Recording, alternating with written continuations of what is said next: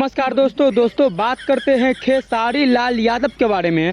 दोस्तों अगर आप लोग खेसारी लाल यादव का फैन हैं तो आपके लिए बहुत ही बड़ी खुशखबरी है। मैं नहीं मानता। दोस्तों खेसारी लाल यादव आपके लिए ला रहे हैं भोजपुरी का सबसे बड़ा फिल्म। जी हाँ दोस्तों एक फिल्म है अग्नि परीक्षा। दोस्तों खेसारी लाल यादव अग्नि परीक्षा का फर्स्ट लुक लॉन्च कर दिए हैं और दोस्तों जैसे ही इसका फर्स्ट लुक आया तो फैंस के बीच काफ़ी ज़्यादा खुशी का माहौल बन गया, क्योंकि दोस्तों ऐसा माना जाता है यह फिल्म काफ़ी ज़्यादा खतरनाक और काफ़ी ज़्यादा अच्छा फिल्म है। दोस्तों अगर आप लोग खेसारी लाल यादव का फैन है तो आपके लिए बहुत ही बड़ा खुशखबरी है ये कि खेसारी लाल यादव का एक तगड़ा फिल्म बहुत ही जल्द आने वाला है। दोस्तों अब बात करते हैं नीलकमल सिंह के बारे में। दोस्तों नीलकमल सिंह भोजपुरी में एक अलगे रिकॉर्ड बना दिए हैं। दोस्तों आपको पता है कि नीलकमल सिंह का एक सैड सॉन्ग आया था।